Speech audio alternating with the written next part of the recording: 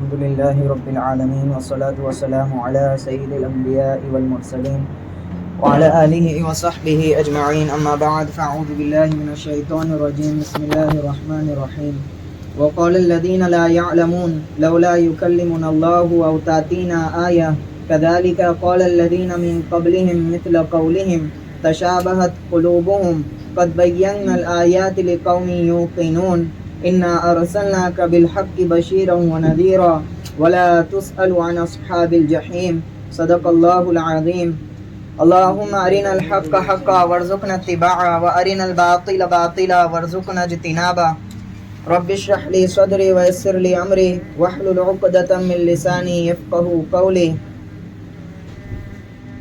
گزشتہ مجلس میں یہود اور نصارہ خصوصاً اہل کتاب جو قبلہ کے پھر جانے پر بیت اللہ کی طرف متنفر ہو گئے اور طرح طرح کے اشکالات کرنے لگے، اس کے جواب میں اللہ تعالیٰ نے چند آیتیں نازل فرمائی تھی جس میں مجملاً ان سوالات کا جواب دیا گیا تھا. چنانچہ اس میں سے بعض یہ تھے کہ اللہ ہی کے لیے مشرق و مغرب ہے، تم جس سمت میں بھی پھرو گے وہاں پر اللہ کو پاؤ گے اور اللہ تمام جہتوں کو گھیرے ہوئے ہے.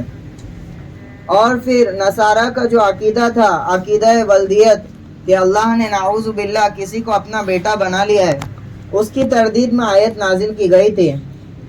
چنانچہ ایک اور بد کرداری کا تذکرہ اس آیت میں مذکور ہے. اللہ تعالیٰ فرماتے ہیں وَقَالَ الَّذِينَ لَا يَعْلَمُونَ، اور جنہیں علم سے بہرا علم نہیں دیا گیا، لا يعلمون کچھ نہیں جانتے، وہ کہتے ہیں لولا يكلمنا اللہ، کہ اللہ ہم سے کلام کیوں نہیں کرتا، او تاتینا آیا، یا ہمارے پاس کوئی نشان عظیم کیوں نہیں آ جاتی.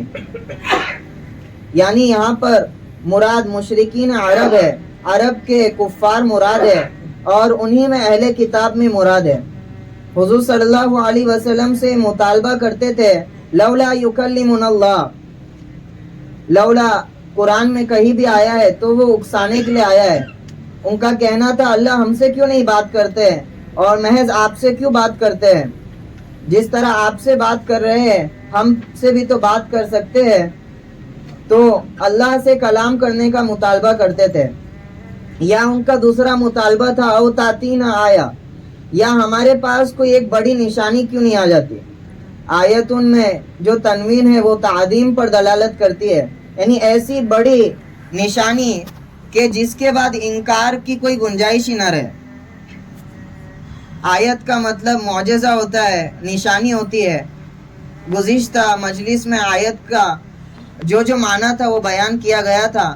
یہاں پر معجزہ مراد ہے، یعنی ایک ایسا بڑا معجزہ ہم کو دکھا دے کہ جس کے بعد ہم مطمئن ہو جائے اور انکار کی کوئی گنجائش نہ رہے.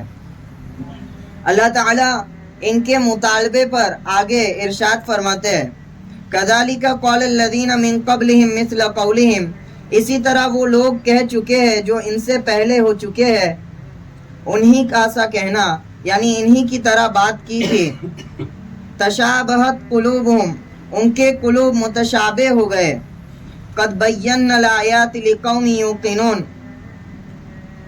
چنانچہ اللہ تعالیٰ ان کے مطالبے پر دوسرے جز کا سوال کا جواب دے رہے ہیں. ان کے سوال کے دو جز ہے. ایک تو ان کا سوال مطالبہ تھا کہ اللہ ہم سے کیوں نہیں بات کرتا، تو یہ تو ایک محض فضول سوال تھا کہ وہ سمجھتے تھے کہ ہر کسی میں رسول بننے کی اور نبی بننے کی لیاقت ہے. اگر اللہ برگزیدہ بندوں سے اس طرح کا کلام کرتا ہے تو ہم سے بھی کر سکتا ہے. تو یہ ان کی نادانی تھی اور بے بنیاد سوال تھا کہ جو شاہی ہوتا ہے اور جو بادشاہ ہوتا ہے وہ ہر کسی سے کلام نہیں فرماتا. اس کے کچھ مخصوص افراد ہوتے ہیں جن سے وہ ہم کلام ہوتا ہے اور ان سے رابطہ کرتا ہے. تو وہ تو جل جلالہ ہے، تمام کائنات کا بادشاہ ہے. وہ پاکیزہ نفوس کو منتخب کر کر ان پر وحی کا القاء کرتا ہے. یہ اپنے آپ کو ان کی اہلیت کا سمجھ رہے تھے، بھائی ان سے بات کر رہے تو ہم سے کیوں نہیں کر رہے. تو بے فضول سوال تھا، اس لیے اس کا جواب نہیں دیا. سوال کا جو دوسرا جز تھا او تاتینا آیا یا ہمارے پاس کوئی بڑی دلیل بھیج دے، اس کا جواب اللہ تعالیٰ فرما رہے کذالک قال الذین من قبلہم، سب سے پہلے تو ان کا یہ جو مطالبہ ہے اللہ تعالیٰ اپنے علم سے بتلا رہے کہ یہ پہلے لوگ نہیں ہے جن لوگوں نے اس طرح کا مطالبہ کیا ہے، ان سے پہلے جو منکرین تھے، مشرکین تھے، وہ بھی اسی طرح کا کیا کرتے تھے، مطالبہ کرتے تھے۔ چنانچہ بنی اسرائیل کا پورا رکوع گزر چکا، ہم ان کے مطالبات سے واقف ہو چکے، کس طرح کے مطالبے وہ جو ہے موسیٰ علیہ السلام سے کرتے تھے۔ اس کے بعد کہ ان کو طرح طرح کے معجزے کیا کیے گئے، دکھائے گئے، تو اللہ تعالیٰ بتا رہے کہ اس طرح کا مطالبہ ان سے پہلے لوگوں نے بھی کیا، مثل قولہم، اسی طرح کی بات کی۔ آگے ایک عجیب بات فرما رہے اللہ تعالیٰ تشابہت قلوبہم، دراصل کفر کرنے والوں کا حال کچھ اس طرح ہے کہ ان کے دل ایک دوسرے کے مشابہ معلوم ہوتے ہیں۔ کفر آدمی کو طبیعت کے اعتبار سے یکساں کر دیتا ہے، بے اطمینانی اور بے قراری کی فطرت ان کے اندر پیدا ہو جاتی ہے، تو اسی طرح کی بے فضول باتیں وہ کرتے ہیں۔ اللہ تعالیٰ فرماتے سب کے دل یکساں ہے، تشابہت قلوبہم۔ آگے اللہ تعالیٰ فرماتے قد بینا الآیات، کہ آپ تو مطالبہ کرتے ہو ایک نشانی کا، او تاتینا آیا، یہ سنگولر فارم ہے اس کا آیت کا۔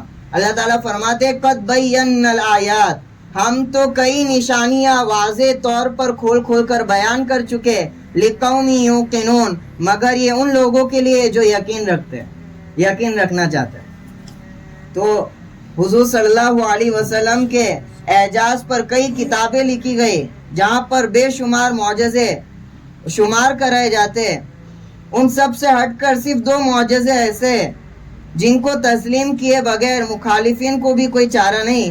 چنانچہ سب سے پہلا معجزہ جو علمی معجزہ ہے وہ خود یہ قرآن کریم ہے، جس کو ہم گزشتہ رکوع میں بیان کر چکے۔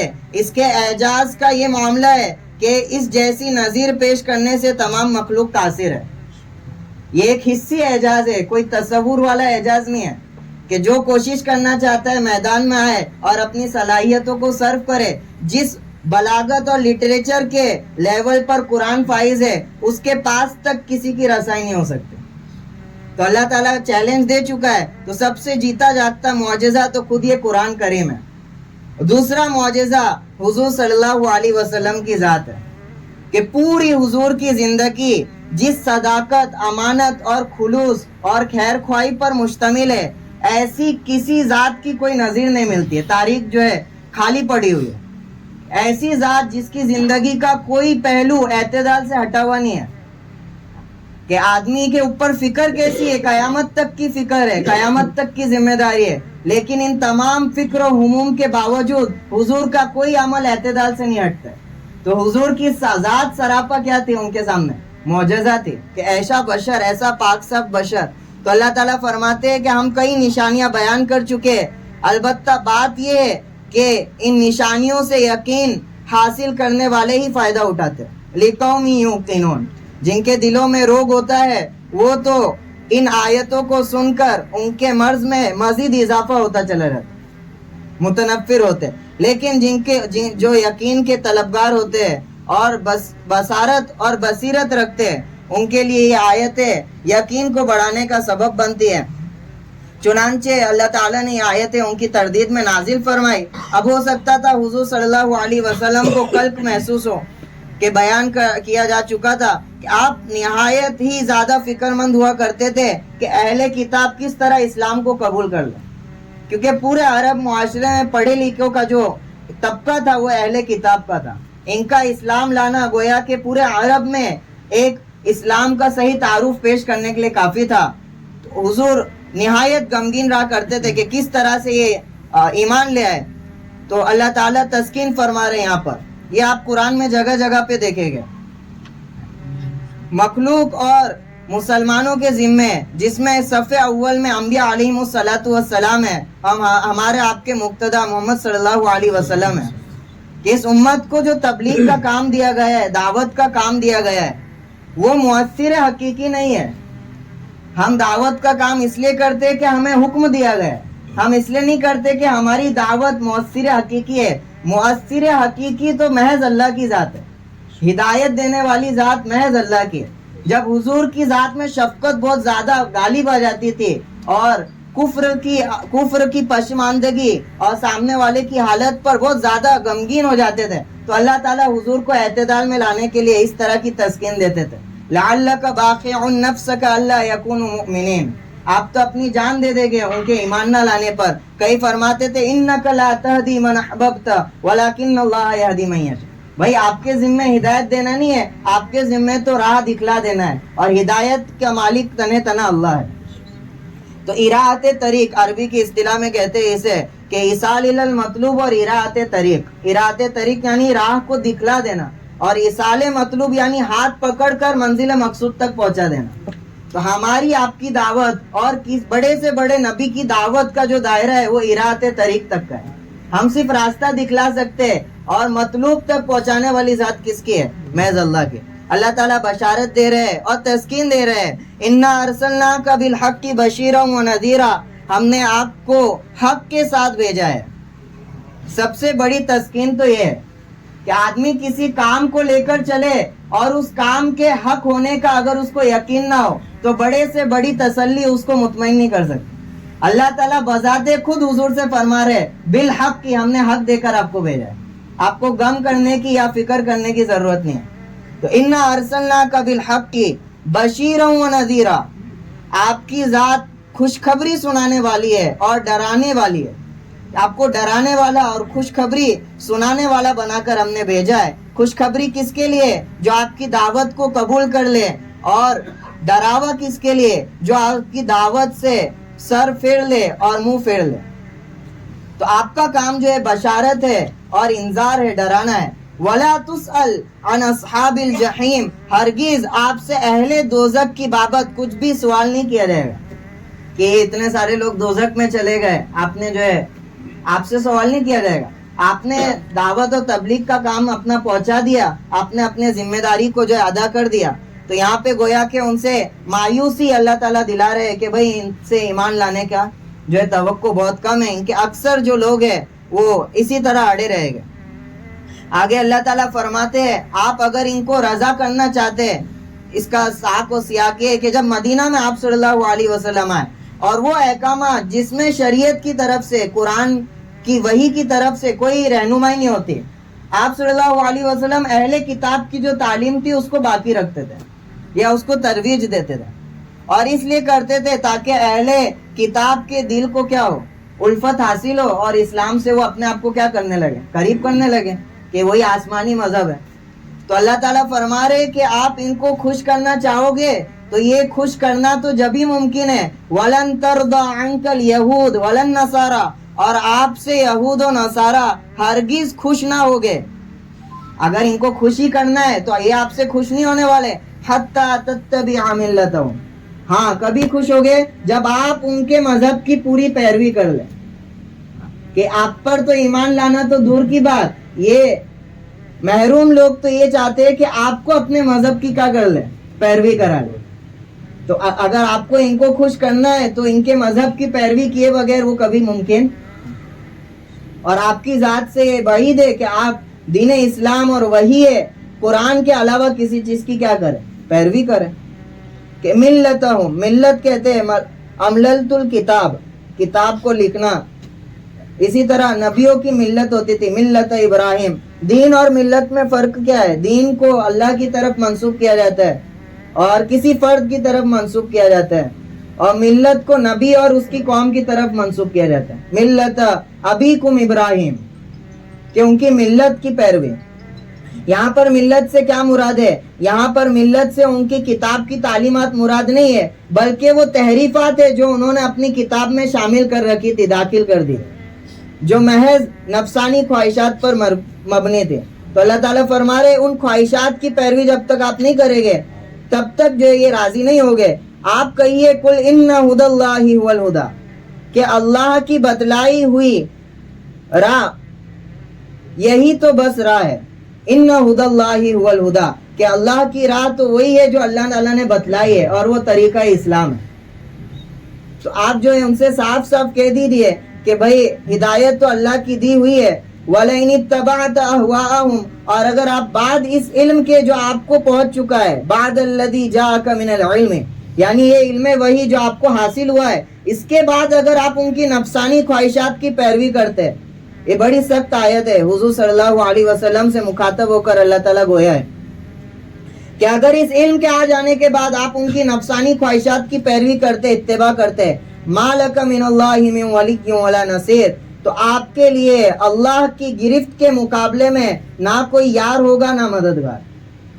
یہ کلام کس سے ہو رہا ہے؟ سید البشر محمد صلی اللہ علیہ وسلم سے ہو رہا ہے کہ ان کو اتنی تغلیظاً جو ہے منع کیا گیا کہ اگر ان کے ملت کی پیروی آپ کے پیش نظر ہے تو یاد رکھنا کہ دنیا میں بھی آپ کو کوئی یار نہیں بچا پائے گا اور نہ قیامت میں کوئی آپ کو بچا پائے گا۔ تو ان کے متبعین کے لیے کتنا سخت ترین ہوگا جو یہود اور عیسائی نصارہ کی تہذیب کو پیروی کرنے پر مصر ہے۔ تو گویا کہ حضور کی ذات کے ذریعے سے پوری امت کو پیغام ہے کہ ہرگز جو ہے ان کی تہذیب اور خرافات میں آپ کو پیروی نہیں کرنی۔ آگے اللہ تعالیٰ یہاں پر تو بد کرداری ان کی جو شمار کرائی گئی تھی، لیکن اہل کتاب میں سے کچھ اچھے بھی تھے، ان کا یہاں پر ذکر فرما رہے ہیں۔ الذین آتیناہم الکتاب، اور جن لوگوں کو ہم نے کتاب دی ہے، تورات مراد ہے یہاں پر، اور وہ اسے یتلونہ حق تلاوتی، اور وہ اسے اسی طرح پڑھتے ہیں جس طرح اس کے پڑھنے کا حق ہے۔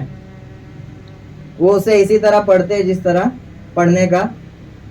یہاں پر ہم قابل غور جملہ ہے یہ کہ اہل کتاب سے اللہ تعالیٰ گویا ہے، یعنی جن لوگوں کو ہم نے کتاب دی ہے اور وہ اس کو اسی طرح پڑھتے جیسے پڑھنے کا حق ہے۔ یعنی کس کو پڑھتے؟ تورات کو پڑھتے، تورات کو اس طرح پڑھتے جیسا کہ اس کے پڑھنے کا حق ہے۔ مولانا اشرف علی تھانوی رحمۃ اللہ علیہ فرماتے ہیں کہ پڑھنے کے حق سے مراد کیا ہے؟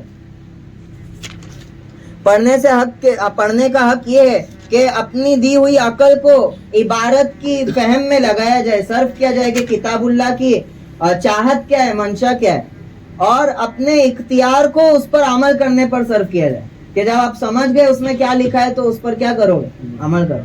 تو جو لوگ اس مخلصی سے اپنی کتاب پڑھ رہے، تورات پڑھ رہے، اولئک یؤمنون بہ، تو ان کی یہ تلاوت ان کو اس بات پر لا کھڑا کرے گی کہ وہ حضور صلی اللہ علیہ وسلم پر ایمان لے آئے۔ چنانچہ ایسا ہی ہوا، عبداللہ ابن سلام وغیرہ اور کعب بن احبار، ان لوگوں نے اپنی کتاب کو پڑھی اور اس کے تعلیمات پر عمل کیا، جن تعلیمات میں ان کو حضور صلی اللہ علیہ وسلم پر ایمان لانے پر مجبور کر دیا۔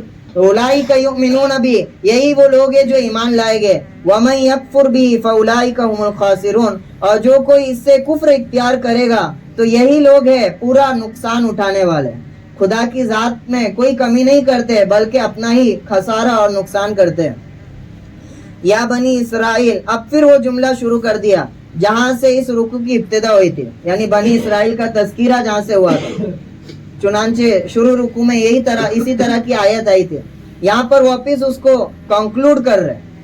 جس طرح ہم کہتے ہیں کہ ربا حرام ہے، شروع میں آدمی کہہ دیتا ہے تقریر سے، اب ربا کی قسمیں بیان کرتا ہے، اس کے نقصانات بیان کرتا ہے، آخر میں کنکلوڈ کرتا ہے لہٰذا ربا حرام ہے۔ تو بات سے تطبیق پیدا کرنے میں آسانی ہوتی ہے، چنانچہ اسی انداز میں اللہ تعالیٰ مخاطب ہو رہے دوبارہ بنی اسرائیل سے، یا بنی اسرائیل اذکروا نعمتی التی انعمت علیکم، اے بنی اسرائیل میری وہ نعمتیں یاد کرو جو میں نے تم کو بخشی، التی انعمت علیکم وانی فضلتکم علی العالمین، اور تمہیں دنیا جہاں والوں پر فضیلت دی۔ گزشتہ جب یہ آیت آئی تھی اس پہ کلام ہو چکا، وہ فضیلت کیا تھی اور وہ شرف کیا تھا جو بنی اسرائیل کو ملا تھا۔ چنانچہ مختصر یہ کہ جس زمانے میں بڑی بڑی سیولائزیشن اور بڑے بڑے جو ہے رہنے والے طور اور طریق کفر شرک کی گھاٹیوں میں مبتلا تھے، بنی اسرائیل پر اللہ نے یہ احسان کیا تھا، روزے اول سے توحید پر قائم تھے۔ اسی فضیلت کو یہاں پر اللہ تعالیٰ کیا کر رہے ہیں؟ ذکر فرما کہ پورے عالم والوں پر ہم نے تم کو فضیلت دی تھی۔ اب دوبارہ ڈرا رہے، وَاتَّقُوا يَوْمًا لَا تَجْزِي نَفْسٌ عَن نَفْسٍ شَيْئًا، ان نعمتوں کو یاد کرنا تمہیں ایمان پر کیا کرے گا؟ آمادہ کرے گا، اور ان نعمتوں کو یاد کر کر ایمان نہ لانا تو اس کے لیے ڈرانے کے لیے اللہ تعالیٰ اگلی آیت پیش کر رہے، اور اس روز سے ڈرو، وَاتَّقُوا يَوْمًا لا تجزی نفس عن نفس شیئا، جب نہ کوئی کسی کے بھی کام آئے گا اور نہ اس کی طرف سے معاوضہ قبول کیا جائے گا. ولا يقبل منها عدل, اور نہ اس سے سفارش نفع پہنچائے گی. ولا تنفعها شفاعہ ولا هم ينصرون, اور نہ انہیں مدد پہنچ سکے گی. یعنی ان کے جتنے عقیدے تھے, عقیدہ باطلہ, یہ نصارہ کے اور یہود کے, اس ایک آیت نے ان سب کی بیک کونی کر دی, سب کو کاٹ دیا. سب سے پہلے تو یہود کا جو عقیدہ تھا وہ قیامت کے متعلق سے ایک دم دھندلا ہو چکا تھا. گویا ان کی کتابوں میں, تورات وغیرہ میں ابھی بھی ورسز موجود ہے جو اس بات پر شاہد ہے کہ ان کتابوں میں اس دنیا ہی میں اچھے کام کا بدلہ جو ہے ثابت تھا, کہ یہی دنیا ہے جہاں پر تمہیں کیا ملے گا, اپنے اچھے کاموں کا بدلہ ملے گا. قیامت کا تصور جو دھندلا ہو چکا تھا, گویا اللہ اسی دین سے ڈرا رہے کہ اس دین سے ڈرو. لا تجزی نفس عن نفس شیئا, کہ کوئی جان کسی جان کے کام نہ آ سکے گی, یعنی کوئی انسان کسی انسان کی مدد نہیں کر سکے گا, اختیار نہیں رکھے گا. ولا يقبل منها عدل, اور معاوضہ قبول نہیں کیا جائے گا. کہ دنیا میں پینلٹی, اگر آدمی قانون توڑتا ہے تو کیا کر دیتا ہے, پینلٹی دے دیتا ہے, اور پینلٹی دے کر کیا ہو جاتا ہے, چھٹکارا حاصل کر سکتا ہے. ولا يقبل منها عدل, اس دن کوئی پینلٹی جرمانہ قبول نہیں کیا جائے, ایسا سخت ترین ہوگا. ولا تنفعها شفاعہ, اور اگر تم ایمان نہ لائے تو شفاعت بھی تمہیں کوئی نفع نہیں پہنچائے گی. کہ بڑے ان کا عقیدہ تھا کہ ہم نبیوں کی اولاد ہے, ہم نبیوں کے خاندان میں سے, ہمارے آبا و اجداد قیامت میں سفارش کر کر ہم کو ضرور بچا لے گا. اللہ تعالیٰ اس عقیدے کی تردید کر رہے, اگر ایمان نہ لایا ولا تنفعها شفاعہ, کوئی شفاعت تم کو نفع نہیں پہنچائے گی, چاہے وہ نبی کی سفارش ہی کیوں نہ. ولا هم ينصرون, یہ عجیب آیت ہے. اس کا مطلب آتا ہے ان کی مدد نہیں کی جائے گی. یعنی قیامت میں اگر پوری مخلوق بھی کسی طرح زور لگا کر ان کو عذاب سے بچانا چاہے گی تو اس کا ترجمہ یہ ہوتا ہے کہ نہ کسی کا زور انہیں بچا پائے, کہ کوئی زور نہیں چلے گا جو اللہ کے عذاب سے ان کو کیا کرے, بچا لے. یہاں پہ ایک علمی سوال آپ حضرات کے سامنے رکھوں گا تاکہ قرآن سے آپ کی دلچسپی بڑھے. یہ آیت دوسری بار یہاں پر آئی ہے, اور پہلی بار واپس آئی ہے وَاتَّقُوا, جو پہلے رکوع میں آئی ہے. وہاں پر شفاعت کو پہلے لے کر آئے تھے, وَلَا يُقْبَلُ مِنْهَا شَفَاعَةٌ وَلَا يُؤْخَذُ مِنْهَا عَدْلٌ. پہلے شفاعت کا ذکر تھا, بعد میں کس کا ذکر تھا؟ یہاں پر عدل پہلے لے کر آئے, شفاعت بعد میں لے کر آئے. یہاں پر ہے وَلَا يُقْبَلُ مِنْهَا عَدْلٌ وَلَا تَنفَعُهَا شَفَاعَةٌ. آیت کو بدلنے کی کیا غرض ہوئی, چینج کرنے کا کیا؟ اسی طرح آیت یہاں پہ بھی کیا کر دیتے تھے, فٹ کر دیتے تھے. دراصل یہ مولانا اشرف علی تھانوی رحمۃ اللہ علیہ کہتے ہیں, ان کے ذہن میں یہ سوال پیدا ہوا, انہوں نے اپنے استاد سے دریافت کیا تو عقیدہ شفاعت جو ان کا تھا بہت زیادہ مضبوط تھا. عقیدہ شفاعت کو اللہ تعالیٰ نے پوری طرح سے یہاں پر اس کا استحصال کر دیا. پہلی آیت میں شفاعت کی نفی شروع میں ہی فرما دی, ولا يقبل منها شفاعہ, شفاعت قبول بھی نہیں کی جائے گی, اور یہاں پر شفاعت کی نفع پہنچانے کی نفی کر دی, کہ قبول نہیں کی جائے گی کا مطلب یہ ہو سکتا ہے کہ تھوڑا بہت نفع پہنچا دے گی اور عذاب میں کیا کر دے گی, کمی کر دے گی. یہاں پر آیت آئی ولا تنفعها شفاعہ, نہ ہی کسی قدر فائدہ پہنچائے گی, ذرہ برابر ان کے عذاب کو کم کرانے کے, فائدہ جو ہے پہنچانے کے وہ جو ہے عاجز ہو جائے گی. تو یہ آیت کی حکمت تھی. وَإِذِ ابْتَلَىٰ إِبْرَاهِيمَ رَبُّهُ بِكَلِمَاتٍ فَأَتَمَّهُنَّ. اب یہاں سے تمام توحید کا سرچشمہ ابراہیم علیہ السلام جو جد امجد ہے نصارہ اور اہل کتاب کے اور یہودیت کے, ان کی طرف اللہ تعالیٰ لے جا رہے ہیں. وَإِذِ ابْتَلَىٰ إِبْرَاهِيمَ رَبُّهُ بِكَلِمَاتٍ فَأَتَمَّهُنَّ, اور جب آزمایا ابراہیم کے پروردگار نے ابراہیم کو بِكَلِمَاتٍ, چند امتحانات سے, فَأَتَمَّهُنَّ, اور انہوں نے وہ انجام دے دیے. ابراہیم علیہ السلام کا ذکر اس لیے کیا گیا کہ ابراہیم علیہ السلام ایک ایسی ہستی ہے کہ جس کسی قوم کا بھی تعلق تھوڑا سا بھی توحید سے ہوگا, اس کے نزدیک ابراہیم علیہ السلام ایک مسلم اور ماننے والی شخصیت ہے. کہ سارے لوگوں کا اعتراف ہے کہ توحید کا جو سبق چلا ہے, درس چلا ہے, وہ کہاں سے چلا ہے, ابراہیم علیہ السلام سے. اور یہ پہلی مرتبہ ہے جہاں پر ابراہیم علیہ السلام کا نام آ رہا ہے, یہاں سے اس کی ابتدا ہوئی ہے, ابراہیم. اس کو تورات میں ابراہام بھی کہا گیا ہے, یہ ان کا نام آتا ہے, ابراہام یا ابراہم, دونوں طریقے سے پڑھا گیا. اسی طرح ابراہیم بھی کہا جاتا ہے. ابراہیم علیہ السلام کی پیدائش کے بارے میں آتا ہے, नूह अलैहि सलाम की 11वीं पीढ़ी में ये आए थे, यानी 11वीं और कुछ रिवायत के मुताबिक 13वीं पीढ़ी में इनका जो आगाज हुआ। और पैदाइश के बारे में आता है कि 2160 कब्ल अज मसीह इनकी पैदाइश हुई थी, यानी ईसा अलैहिस्सलाम आने से पहले 2160 साल पहले। और इनकी उम्र शरीफ आती है जो तौरात वगैरह में 175 साल आती है, उस एतबार से इनकी वफात हुई होगी 1975 कब्ल अज मसीह। और इनकी पैदाइश का आबाई वतन कहाँ था? कल्दानिया, जो बताया था बाबुल और हारूत के सिलसिले में मैंने बताया था। मुल्क इराक में बगदाद की जो नहर फुरात है वहां पर इनकी पैदाइश है। तौरात में इनके शहर का नाम आता है उर। क्या आता है? उर नामी शहर में ये जो है आए थे। ये आप देखेंगे यहाँ पे ये इराक का इलाका है और नीचे जो दरियाए फुरात और बगदाद का इलाका है वहां पर एक शहर था उर। तो वहां से इनका आबाई वतन जो ताल्लुक रखता है। और ये शहर तो गोया के एकदम मिस्मार हो चुका था, यानी पूरा अंडरग्राउंड, यानी कितना 4000 साल हो गए। कितने सिविलाइजेशन तो अभी कितने जमीन में दफन हो चुके हैं, दरियाफ्त भी नहीं हुआ अभी तक। तो पहले तो ये समझा जाता था एक फिक्शनल कैरेक्टर है, जैसे आज के हमारे हुनूद के कैरेक्टर्स है जो उनको समझा जाता है। तो ये जो मुस्तशरिकीन है वो भी समझने लगे कोई फिक्शनल कैरेक्टर है। लेकिन चूंकि ये वो जात है जिसका ताल्लुक ईसाइयत से भी और यहूदियत से भी है, तो सिर्फ मुसलमानों से ताल्लुक नहीं है, तो गोया नसरानियत और यहूदियत सब ने मिलकर इस शहर की दरियाफ्त करना शुरू की। चुनांचे 20वीं सेंचुरी में 1966 में बरतानिया और अमेरिका के माहिरीन उन लोगों ने खुदाई का काम शुरू किया इस जगह में, यानी कयासात लगाए कि किस जगह वो लोकेट होगा। 6 साल खुदाई जो है लगातार चली और 6 साल के बाद पूरा शहर दरियाफ्त हुआ अंडरग्राउंड। और उसका नाम जो उर था वो अभी भी वो शहर को जो उर से मुतारफ है, उर से जाना जाता। उसके बाद जो मुहक्किकीन थे उन्होंने इब्राहिम अलैहिस्सलाम के बारे में जो ये चीजें लिखी कि ये शख्सियत थी जिसका तारीख में वजूद मिलता है और मजहब यहूदियत और मजहब ईसाइयत में एक अहम शख्सियत। तो ये इब्राहिम अलैहिस्सलाम है, इनका किस्सा यहाँ पे जिक्र करें, जो तमाम लोगों के जद्दे अमजद है। बनी इस्माइल के भी जद्दे अमजद है और बनी इसराइल के भी, यानी याकूब अलैहिस्सलाम की भी नस्ल, दोनों नस्लें यहाँ से चली है।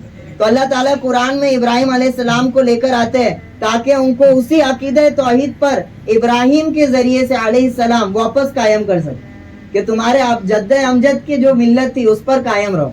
चुनांचे अल्लाह ताला फरमा रहे कि इब्राहिम को उसके परवरदिगार ने आजमाया। इसकी तफसीलात तो बहुत लंबी है कि किस तरह आजमाया। भी कलिमातिन तफसीर इब्ने कसीर में 20 आजमाइशें जिक्र आती है और कई मुफस्सिर 30 आजमाइशें बयान करते। चुनांचे वो तमाम आजमाइशें जो हमको भी मालूम है कि किस तरह उनको इराक के रहने वाले थे, वहाँ का बादशाह था नमरूद जो बुत परस्त था। इनके वालिद का नाम आता है आजर और वो नाम भी उनके तलफ्फुज में कारे नाम आता है, यानी उनके जबान में कारे बोलते थे। तो किस तरह उनके पूरे मुल्क इराक में एक अकेला आदमी उठता है तौहीद का पैगाम लेकर और खुद उनके वालिद उनकी मुखालफत करते हैं और नमरूद जो है पूरी अपनी बादशाही उसकी गोया के ललकार दी जाती है इस तौहीद के पैगाम से। तो किस तरह इब्राहिम अलैहिस्सलाम डटे रहे और वहां से उनको आग में जो है डाला गया और फिर वहां पे अल्लाह ताला ने उनको नजात दी। उसके बाद उनको हुक्म दिया शाम का सफर करने के लिए, मुल्क शाम फलस्तीन जहाँ पे, वहां पे सफर करने का हुक्म दिया। वहां पर हाजरा अलैहिस्सलाम से एक औलाद हुई इस्माइल अलैहिस्सलाम की। अब इनको वापस हुक्म देते हैं कि यहाँ से निकलो बयाबान की तरफ, और शाम से निकलते निकलते ये हिजाज की तरफ आते हैं, यानी मक्का जो मौजूदा मक्का है। वहां पर फिर ये गुजर बसर होता है। वहां पे इनको हुक्म होता है कि आप अपने बीवी बच्चों को छोड़ दो। तो तरह तरह के इम्तिहानात, मुश्किल तरीन इम्तिहानात जो आदमी की अकीदे को मजबूत बनाते हैं, अखलाक को संवारते हैं, इस तरह के सख्त तरीन इम्तिहानात लिए गए। हम जो कहते हैं मिल्लत इब्राहिम है हमारी, यानी दीन मोहम्मद किसकी पैरवी करते हैं? मिल्लत इब्राहिम। तो मिल्लत इब्राहिम यही मिल्लत इब्राहिम, जो अखलाकियात और तौहीद का दर्स हमको मिला है वो इब्राहिम अलैहिस्सलाम ही के वास्ते से मिला। इसकी पूरी तफसीलात अगर जानना है तो फुर्सत से मिलिए।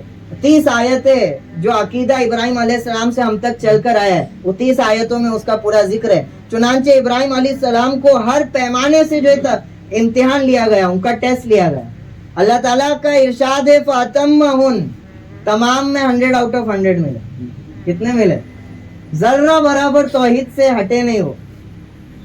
ये कहाँ के? इराक के. और उन्हीं का ये समरा था कि तौहीद का जो बागीचा है वो फला फूला और आज 4000 साल के बाद भी हरा भरा है. तो फातम उन तमाम जो इम्तिहानात को उन्होंने जो है कामयाबी से हासिल किया. कौल इन्नी जाइलुका लिन्नासी इमामा, जिसके इनाम में अल्लाह ताला ने फरमा दिया इन्नी जाइलुका लिन्नासी इमामा, कि हम तुम्हें लोगों का पेशवा बनाने वाले हैं. जब इम्तिहानात से आदमी गुजरता है तो वो इस लायक बनता है कि लोग उसकी इक्तिदा की जाए. वो इस लायक बनता है कि उसके इमाम बनने का लायक बनता है. वजअलना मिनहुम अइम्मतन यहदूना बिअमरिना लम्मा सबरू. तो इब्राहिम अलैहिस्सलाम के इम्तिहानात पर उनको इनाम दिया गया कि हम तुमको लोगों का पेशवा बनाएंगे. तो ये आयत गोया के इस बात की तरफ इशारा है. इसके दो तफसीर बयान करते हैं. लोगों का इमाम बनाएंगे यानी अब लोग जितना तुम्हारी पैरवी कर रहे हैं हम तुम्हारी उम्मत को और मजीद बढ़ाएंगे और तुम्हारे मुत्तबाइन में और बरकत देंगे, वो बढ़ जाएगी. दूसरा तफसीर ये करते हैं कि तुम्हारी तालीमात को हम आगे तक बाकी रखेंगे, कि सालों साल तुम्हारी तालीमात पर अमल किया जाएगा और तुमको एक पेशवा के तौर पर देखा जाएगा. ये दूसरी तफसीर करते हैं. इन्नी जाइलुका लिन्नासी इमामा, सबसे बड़ी जो है दुआ है वो अल्लाह ताला जो इब्राहिम अलैहिस्सलाम को इनाम के तौर पे दे रहे हैं. जो हर मोमिन इसको मानता है, रब्बना हब लना मिन अज़वाजिना व ज़ुर्रियातिना कुर्रत अयुन वजअलना लिलमुत्तकीना इमामा. हर मुत्तकी आदमी की जो ख्वाहिश होती है अल्लाह ताला इब्राहिम अलैहिस्सलाम को सामने से ऑफर कर. तो इस इनाम को सोचते ही इब्राहिम अलैहिस्सलाम ने फौरन दरख्वास्त की, क़ाल व मिन ज़ुर्रियती, ऐ मेरे परवरदिगार और मेरी नस्ल से भी. क्या बोलने लगे कि बाप जो है अपनी औलाद के लिए हमेशा क्या होता है, ये चाहता है कि मेरे इनामात में क्या हो जाए, वो भी शरीक हो जाए. तो क़ाल व मिन ज़ुर्रियती, ऐ मेरे परवरदिगार मेरी नस्लों में से. अल्लाह ताला ने फरमाया क़ाल ला यनालु अहदि ज़ालिमीन, इरशाद हुआ कि मेरा वादा नाफरमानों को नहीं पहुंचता. ठीक है, आपकी ज़ुर्रियत में से भी हम पहुंचाएंगे, लेकिन उन्हीं लोगों को जो ईमान और अमल सालिहा से आरास्ता हो. और जो ईमान और अमल सालिहा से हट जाएंगे उनसे ये नबूवत का मनसब हम छीन लेंगे. चुनांचे गोया के तशरीह हो रही है 2000 साल से जो लक़ब नबूवत का सिलसिला बनी इसराइल में चलता आ रहा था, मुसलसल उनकी बदआमालियों की वजह से अल्लाह ताला ने वो मनसब को उठा के बनी इस्माइल के हवाले सौंप दिया. अल्लाह के नज़दीक नस्ल का कोई एतबार नहीं है, अल्लाह के नज़दीक ईमान और अमल सालिह का एतबार, और नबूवत का दारोमदार इसी पर. अल्लाह ताला ने फरमा दिया कि मेरा ये वादा ज़ालिमीन को नहीं मिलेगा, जुल्म करने वालों को नहीं मिलेगा. चुनांचे इसके बाद उनके जो दीगर मकामात है अगली मजलिस में इंशाल्लाह उसकी तफसीर की जाएगी कि इब्राहिम अलैहिस्सलाम ने किस तरह बैतुल्लाह की तामीर की जो तौहीद की एक बुनियाद थी, और उसकी ज़िम्न में आप सल्लल्लाहु अलैहि वसल्लम का जिक्र आयतों में कैसा है. अल्लाह ताला जो कुछ हमने कहा है सुना है उसको अमल करने की तौफीक नसीब फरमाए. तौहीद पर ता हयात हमको कायम रखे और मौत तौहीद पर हमारी हश्र नसीब फरमाए. सुभान अल्लाहुम्मा सल्ली अला मुहम्मद सल्लल्लाहु अलैहि वसल्लम, जज़ल्लाहु अन्ना मुहम्मद मा हुवा अलैहि सल्लल्लाहु अलैहि वसल्लम. ला इलाहा इल्ला अन्ता सुब्हानका इन्ना कुन्ना मिनज़ ज़ालिमीन. ला इलाहा इल्ला अन्ता सुब्हानका इन्ना कुन्ना मिनज़ ज़ालिमीन. अल्लाहुम्मा सल्ली अला मुहम्मद व अला आलि मुहम्मद कमा सल्लैता अला इब्राहीम व अला आलि इब्राहीम इन्नका हमीदुम मजीद. अल्लाहुम्मा बारिक अला मुहम्मद व अला आलि मुहम्मद कमा बारकता अला इब्राहीम व अला आलि इब्राहीम इन्नका हमीदुम मजीद. या अल्लाह हमारे गुनाहों को माफ़ फरमा. या अल्लाह तेरे नबी पर रहमत नाजिल फरमा, बरक़ात नाजिल फरमा जिस तरह इब्राहिम अलैहिस्सलाम पर तूने नाजिल फरमाई. या अल्लाह तेरे नबी ने फरमाया ये सबसे अफजल तरीन दुरूद है. या अल्लाह जिसमें हुजूर पर वही बरकत के नुज़ूल का सवाल है जो तूने इब्राहिम अलैहिस्सलाम पर नाजिल फरमाई. या अल्लाह हम भी हुजूर के मानने वाले हैं. या अल्लाह हमें उस बरकत से महरूम ना फरमा. या अल्लाह हमें उस रहमत से महरूम ना फरमा. या अल्लाह उस तौहीद के कड़ी से हमको या अल्लाह महरूम ना फरमा. या अल्लाह क़यामत में या अल्लाह तुझे एक मानने वालों में या अल्लाह हमारा हश्र फरमा. या अल्लाह तुझे वाहिद मानने वालों में हमारा हश्र फरमा. या अल्लाह हमारी नस्लों को तौहीद का दर्स या अल्लाह उनके दिलों पर जागुज़ी फरमा. तौहीद उम्मत का हर एक को मुबल्लिग बना, दाई बना। या अल्लाह तेरी किताब को हमारे सीनों में खोल दे, या अल्लाह तेरी किताब को हमारे सीनों में खोल दे। इसके एक एक हर्फ से हमको वालेहाना मोहब्बत नसीब फरमा। या अल्लाह इसको पढ़ने का, या अल्लाह सीखने का हम सबको शौक नसीब फरमा। या अल्लाह इसकी बरकत से हमारी नस्लों को या अल्लाह बावर फरमा, या अल्लाह बावर फरमा। या अल्लाह जो कोई परेशान है उनकी परेशानियों को दूर फरमा। या अल्लाह हमारे भाई है, या अल्लाह हमारे फिलिस्तीनी भाई है, या अल्लाह उनकी खूब या अल्लाह नुसरत फरमा। या अल्लाह उनकी दिलजोई फरमा।